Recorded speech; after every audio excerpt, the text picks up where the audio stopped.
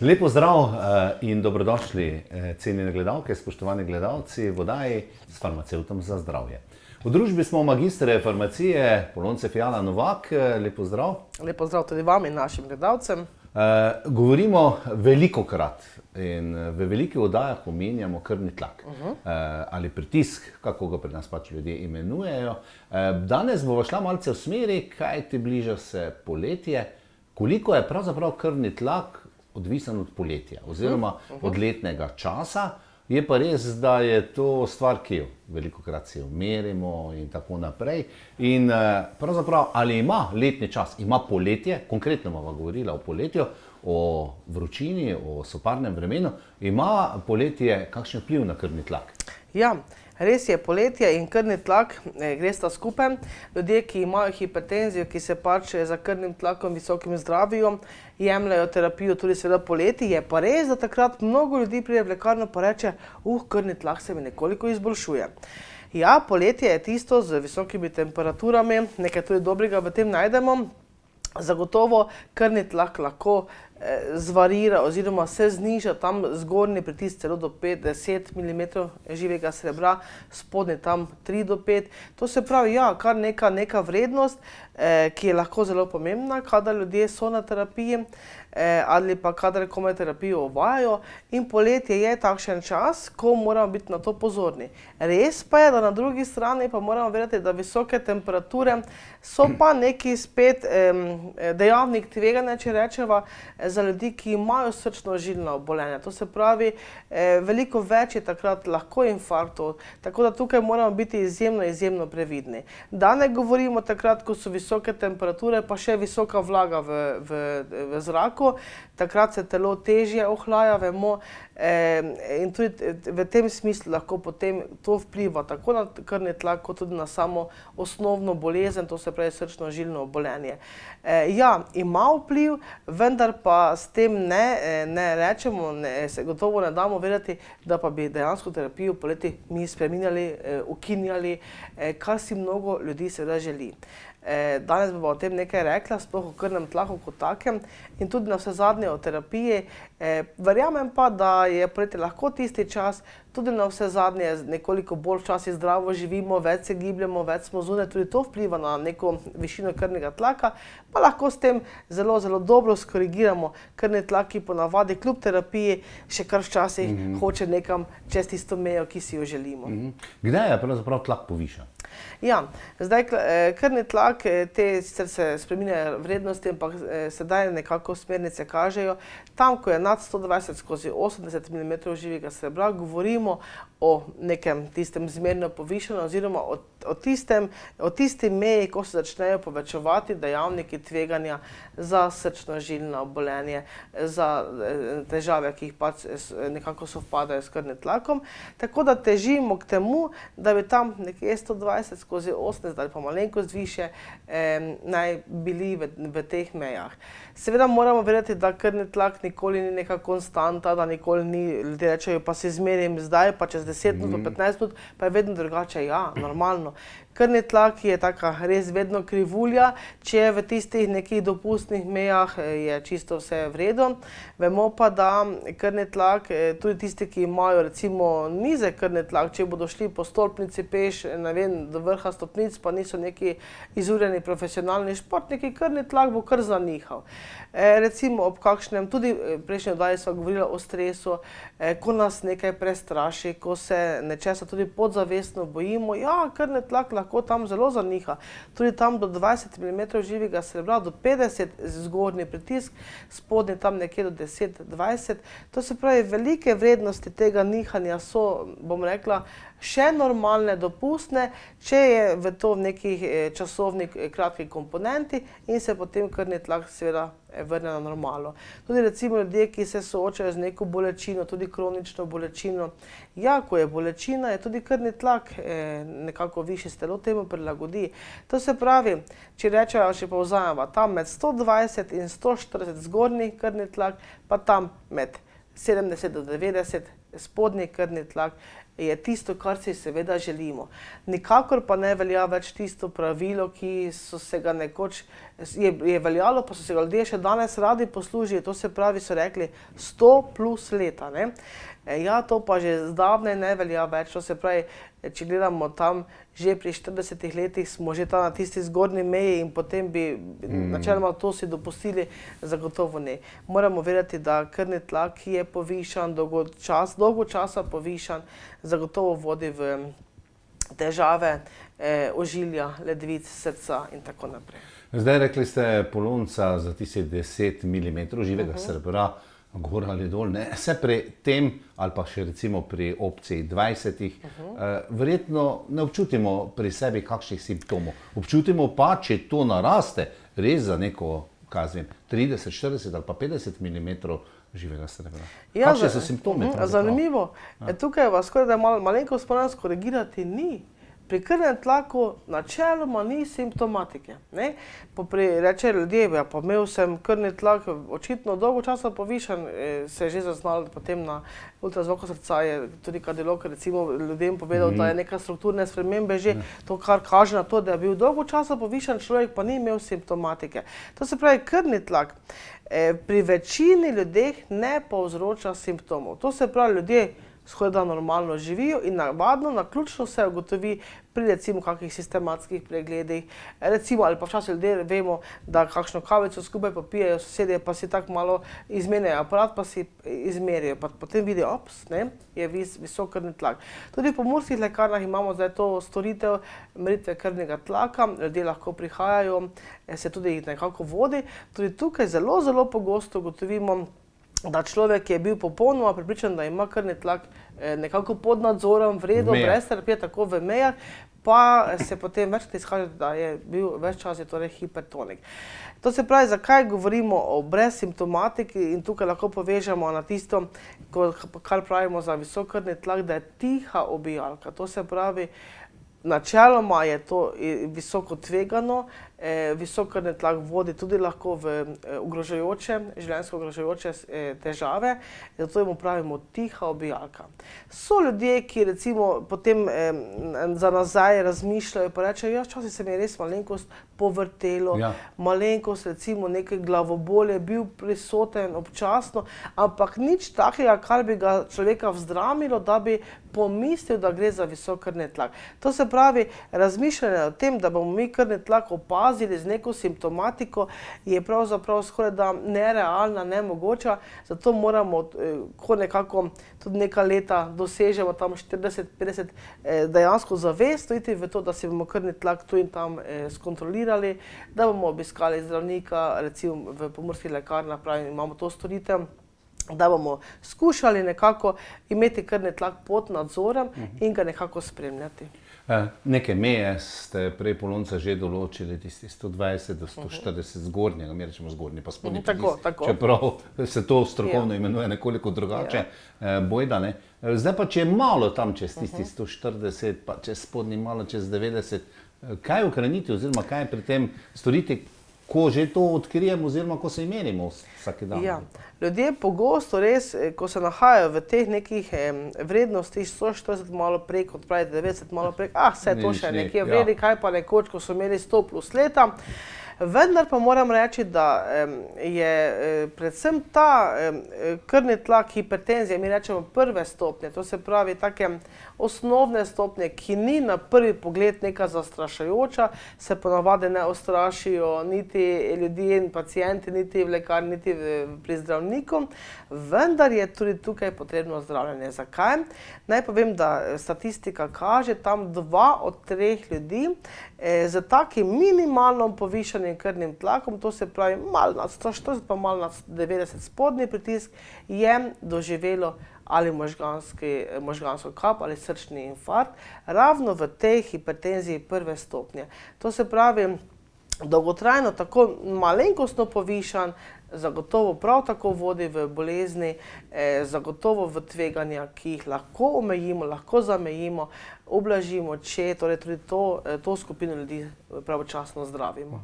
Kako pa, govorimo o zdravljenju, kako pa zdravimo povišan krvni tlak? Ja, bodimo realni, pri vsaki težavi, bolezni, ljudje vedno rečejo, kaj bi jaz kot sam lahko storil in bi se, sploh mlajša generacija, in bi se skušal nekako izogniti terapiji predpisane strani zdravnika. Naj povem, da pri krvnem tlaku je to pravzaprav skoraj da nemogoče ali pa zelo težko.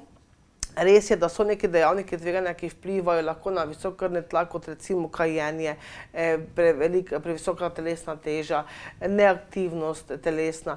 In tukaj lahko nekoliko skušamo skorigirati v tem smislu, če je to res vse kaže, nam kaže na ta vzrok. Vkolikor je vse to nekje v nekih normalnih okvirih, brez terapije ponavadi ne gre. Tako da ljudje ponavadi, ko pridejo v lekarno z receptom, dobijo terapijo, sploh pravi mlajši ljudje in teh je vedno več, rečejo, kako dolgo naj jemljem. Sila, meni osebno težak odgovor podati ljudem, da bo to najverjetneje doživljenjska terapija. Človeku je to pravzaprav skoraj da nemogoče sprejeti in tukaj človeka skušamo nekako osmisliti s tem, da zmanjšuje tveganje, da lahko mogoče res bo malenkost terapijo spremenil, znižal, ampak ne naenkrat počasi, nekako, da bomo videli skozi čas, kako bo dejansko zdravilo prijelo, kako se bo telo odzvalo in tako naprej. To se pravi, ja, zdravljenje z zdravili je pravzaprav tukaj nujno, nimamo kaj dosti brskati po teh zdravilih brez receptov, prehranskih dopolnilih. Žal, lahko dodamo kaj zraven, ampak sam tlak s tem ne bomo nekako spravili na normalo. Zdaj zdravil na recept je veliko skupin na podlagi težav, predispozicij se to tudi potem odloča. Zdravnik v te podrobnosti se ne bova danes spuščala. Je pa res, da je mogoče skušala ljudem samo namigniti, da kot sva rekla, terapijo je treba redno jemati, plus pa to doživljenjsko, ker vedno da taki neki negativni prizvok, pa vendar ljudje pogosto, ko jemljajo terapijo, rečejo po nekem recimo mesecu, dveh, evo, zdaj pa je pritisk v redu, seveda je, zdravilo deluje, je prijelo, učinkovalo in potem ljudje rečejo, dovolj je, bomo pa prekinili, ne? In potem res kakšen teden se to zdrži, potem pa spet pa spet malo dajo zraven, pa spet nehajo. Pogosto ljudi, in tukaj jih res skušamo osvestiti v tem smislu, da terapijo treba jemati redno. Kakšna tableta, ki se pač nenamerno izpusti, ne bo konec sveta, čeprav ni dobrodošlo, ne? Ampak da je pa namerno izpuščali odmerke in vsaki drugi dan pa zagotovo ne vodi v učinkovito zdravljenje in v učinkovitost terapije. Potem druga težava, ki se pogosto pojavlja, je to, da ljudje rečejo, sploh na začetku terapije, da se slabo počutijo, da so se prej veliko boljše počutili.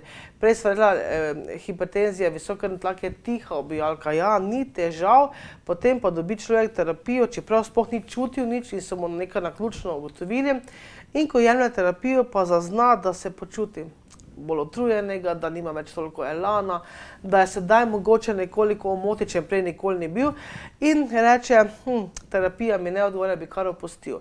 Naj tukaj mogoče ljudi potolažim v tem smislu, to je začasna težava. Naj povem, da je telo bilo navajeno na visok krvni tlak, mogoče že dalj časa, kot sva prej rekla, nismo nič čutili. Sedaj mi ta krvni tlak znižamo na normalo, ampak telo zazna to, kot da je pod normalo, oziroma njemu tak vrednost ni več blizu, mu je bila tista višja vrednost nekako normalna in to potem zazna kot tisto neprijetne občutke.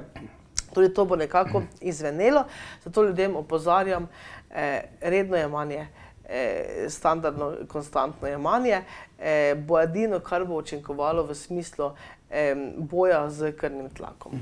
Zdaj, ima smisel vprašati, kaj lahko sami storimo pri tem, razen da vem, da bo bržkone odgovor zdravo življenje, živite zdravo, veliko se gibljete in zdrava prehrana. Res je, prav ste rekli, dejansko v krvnem tlaku lahko sami storimo že v tistem obdobju, ko še nas nekako niti ne buri to težava, da se bo verjetno nekoč pojavila. Zdrav način življenja, rekli ste, ja, bom povzela, telesna aktivnost, zmanjševanje stresa, če se spet vrnemo na tisto najino prejšnjo oddajo predhodno. Potem recimo govorimo o zdravi prehrani, ja, tudi to je vse res. Mogoče tukaj dodava samo to, da prej sva rekla, da je tihi ubijalec, da nima simptomatike, da ga naključno odkrijemo.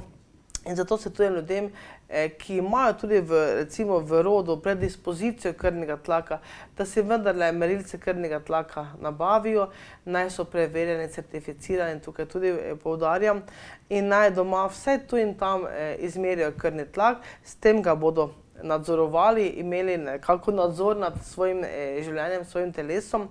Pa tudi moramo vedeti, doma izmerjeni krvni tlak daje tiste prave, realne rezultate.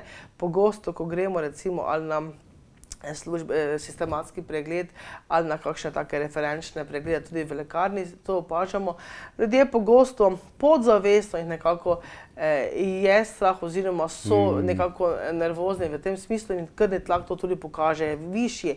Takrat ne moramo vedeti, ali gre za tako težavo, rečemo sindrom bele halje ponavadi, ali gre za težavo, ki ima neki vzrok, neko ozadje.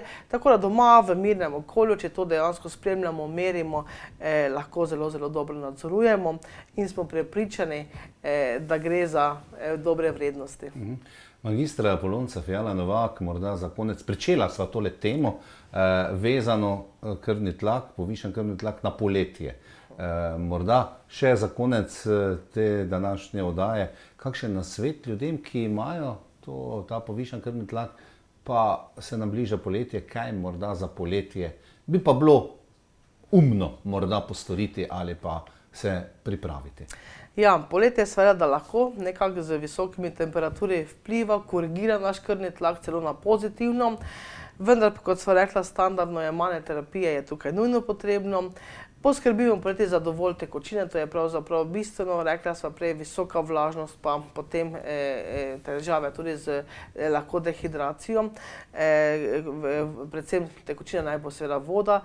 Prej seveda hrana poleti je zagotovo tudi bolj zdrava, vrt nam bo potem ponujal že marsikaj in tista domača, zdrava, pridelana hrana zagotovo nosi seboj veliko več čistih hranil, po drugi strani pa s tem nekako zmanjšamo vnos tistih, bom rekla, kaloričnih obrokov, vnos vsega tistega na hitro pripravljenega doma ali pa celo kupljenega in s tem spet lahko zelo, zelo dobro korigiramo krvni tlak. Prehrana je pravzaprav tukaj res bistvenega pomena z raznimi dodatki omega-3 maščobnih kislin.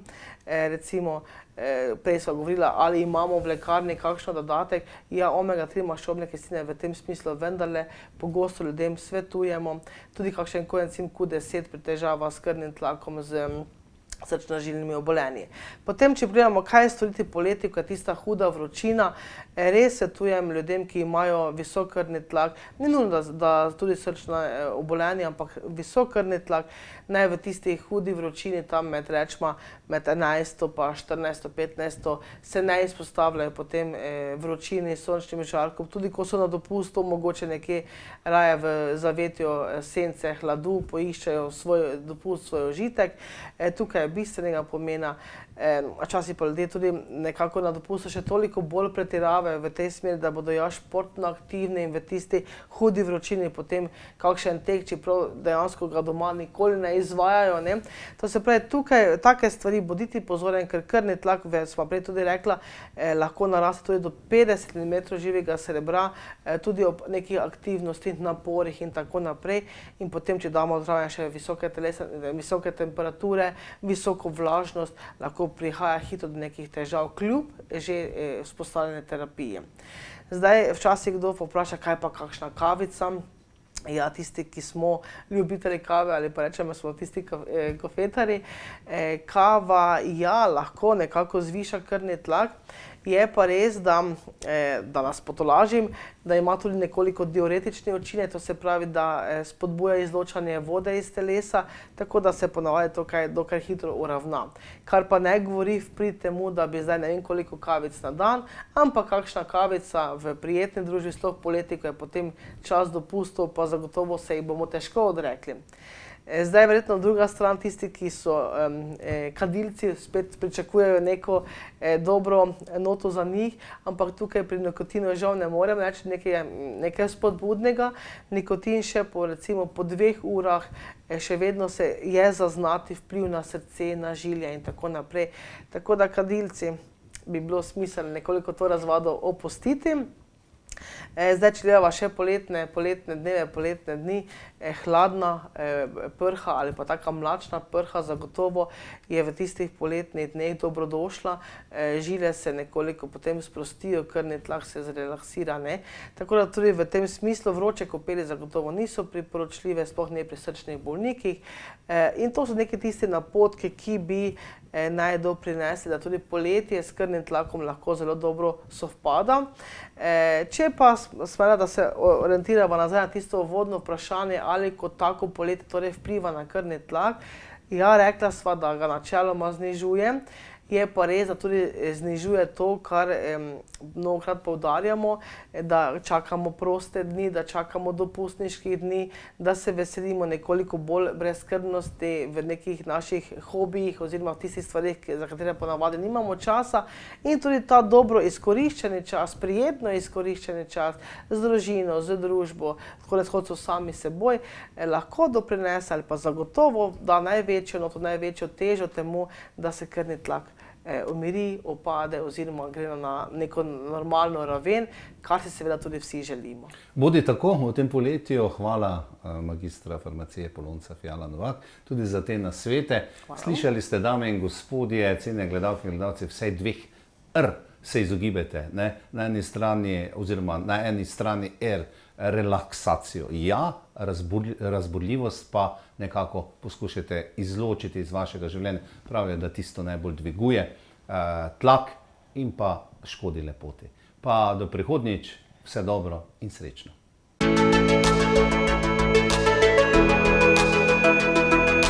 Thank you.